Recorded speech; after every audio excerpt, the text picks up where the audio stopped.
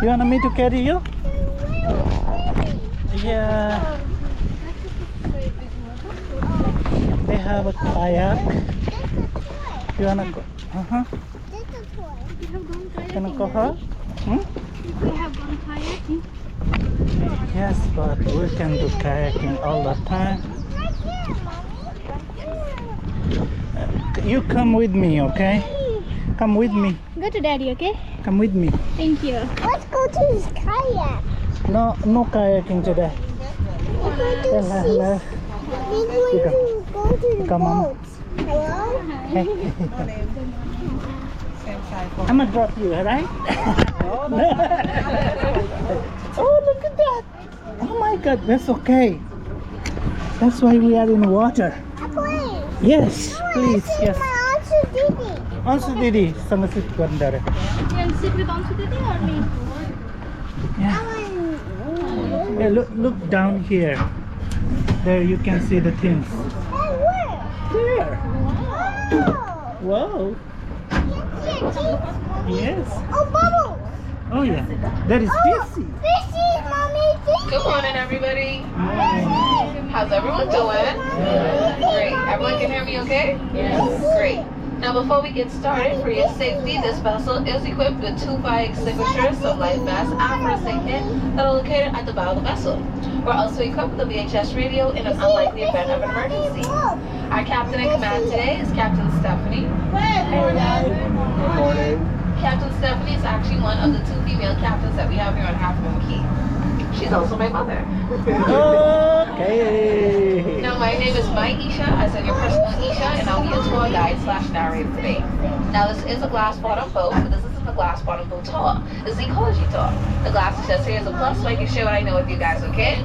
So right now, we're just passing over some turtle sea grass. The most we can see from these areas will be a lot of clamshells, upside down jellyfish, and maybe spot a few sea cucumbers. But welcome to our 700-acre saltwater lagoon, also known as Bonefish Lagoon.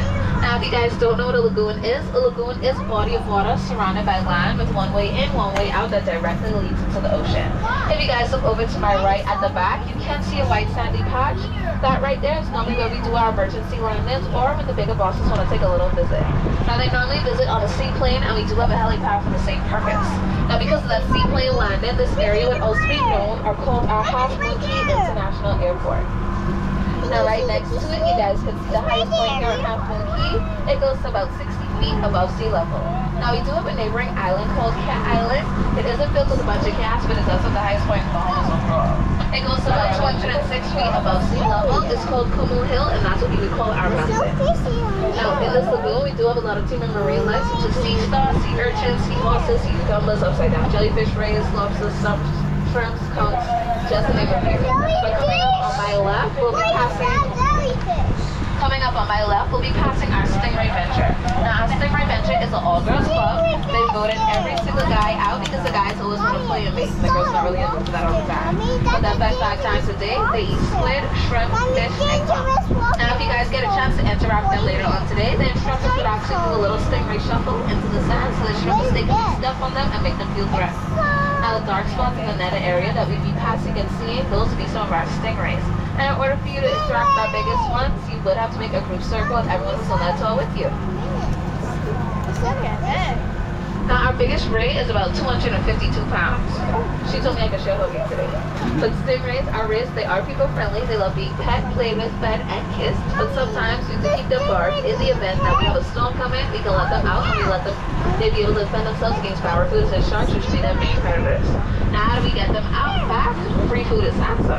They know where they're being fed, so they'll always find their way back.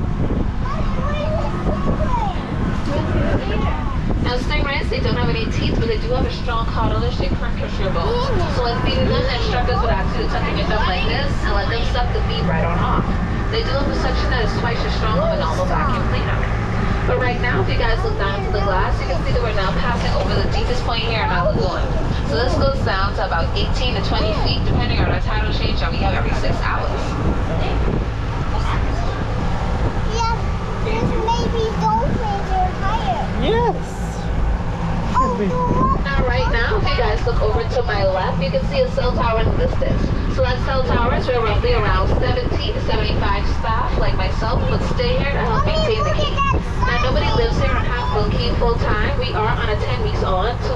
transportation. Now we do have a boat that would commute roughly 100 crew and staff from a neighboring island every ship day called Eleuthera. Eleuthera is an hour boat ride away, and that's also where our captain is from. The staff from their mornings normally start around 3 or 4, depending on how far they live from the docking area. See how far it is. If our water hit on Half Moon Key, we use reverse osmosis, and after every ship leaves, we do burn our trash. In the recyclables that we gain throughout the day, we save it and send it to Nassau, where the proceeds that we get from it, we either give it to a Red Cross Society or a cancer charity of our choosing. Now, we're also not allowed to stay here on Half Moon Key. There's a star report check saying that there aren't any hospitals or clinics here.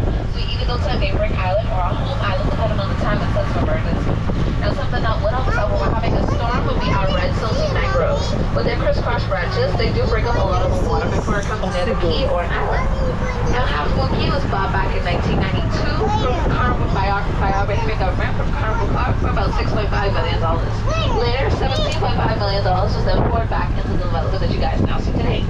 Now, a part of that deal they have with our Bahamian government was to make sure some of the things that they meant here stays here so that others can get a chance to see it and learn about our history.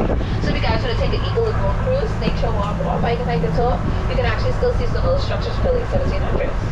Now, another part of that deal is to make sure that our marine life stays protected as well. So this lagoon, along with several other parts here in Half Moon Key, they're very well protected, which means there's no swimming, diving, snorkeling, or fishing allowed in those areas, especially in this lagoon. Now, coming up on my right side, we'll be getting a closer look at our red salty mangroves. You guys can see how the crisscross branches would help us out when we're having a storm. Now, aside from that, they would also act as nurseries for our marine life. So adult fishes would lay their eggs in between, and it'd be really hard for any predators to get to it if they feel a little snappish. Now, in this upcoming area, we should be able to see some of our gray snappers and our yellowtail snappers. Now, the gray snappers are a bit harder to see because they do camouflage with the water in the seabed. They also cling closer to the mangroves because they've been in the forever home, and if they ever felt threatened, they can easily retreat. Now, the yellowtail snappers are a bit easier to identify because they have a yellow stripe from their gill that goes all the way down to their tail. Now, they like a bit more deeper water, so you guys probably see them more so on this side of the boat. Now, just like our stingrays, our snappers love free fluid, so they're gonna have a little feeding toward the ground. Now, the only time the snappers wouldn't come up at all is if the currents are a bit too strong, or if there's a barracuda in the area. They also like want to go fish food.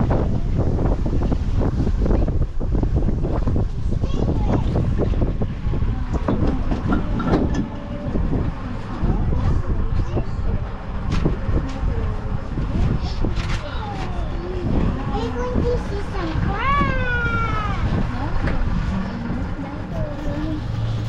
No fish, no pufferfish, no fish. Look at this way. So if you guys look on the outer parts of the boat, we'd be able to see some of those yellowtail and maybe some of those gray snappers as well. Oh, Look at that. there it goes. Yeah. Oh my. Ah. Look at that. Ooh. Look at these. Now if you guys look on this side of the boat, you see more of those gray snappers with some of those yellowtail snappers. Oh, look at They do have a that. little cafeteria system set up. You can see the bottom. Come on back, look back. I'm gonna come to it. Oh Oh, my. I want to get some food. Now right now, I am feeding them some fish feed, but other days they're preferring Oh, look chicken at rice, here. breakfast sausages, and eggs. You can't catch a snapper here with a fully dressed hot dog. He can see it in the bottom. Yeah. Oh, look at it. Oh, bird. Bird is. Now the biggest little snappers can grow up to would be about 18 inches. Okay. Now we do eat the snappers here in the Bahamas, but not from this lagoon, seeing that it's protected. Hello. Oh, look at that.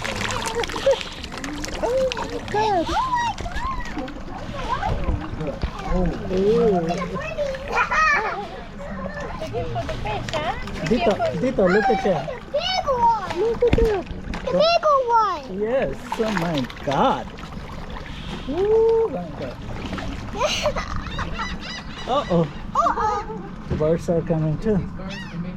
Woo. Dang. Every time I see a bird, I think Alfred Hitchcock. Oh my, Hey. oh my God. They see what's gonna eat you. Hey. I'm a little bit older than you. Hey, wait. Careful, okay? Where's it? Now right here is an up close of how the yellowtail snarfers look. Here you go. Take it and pass it down. And over to my left, you guys can see the red roots coming up out of the water. Those right there would be our red salty mangroves. So you can see how the crisscross branches would help us out when we're having a storm, and how they'd also be homes to some of our marine life.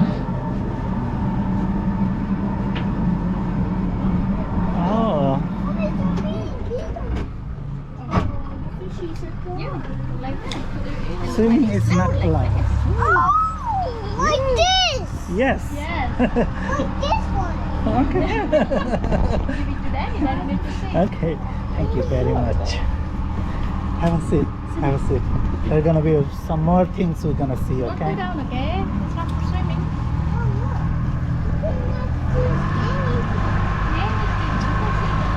Now coming up on my right, you guys will start to see a tree that looks almost silver and green at the same time. Oh. Look at those plants. Look at that. So that right there would be our silver mangrove, also known as our silver buttonwood tree. Now it is classified as a mangrove because it grows near the salty waters. But the dried up branches that you guys see growing around it, a lot of people like to take them home, maybe spray paint it, and have it as a sculptural piece. Here in the Bahamas, we cut it up, burn it, and sell it as coal. And in some cases, we may also sell it as truffle. Now, if you have a common cold, you can also boil the leaves down to a tea and drink it, and so to help get rid of your common cold symptoms. Now, the little buttons that they produce, they're not edible, but if you take a branch off a tree and turn it upside down, you can also see why it's nicknamed our Bahamian mistletoe. Now, they do have a velvety feel to it. I've been told that it's either similar to a Chihuahua's ear or a llama's ear. But I don't know who's really out here just petting llamas.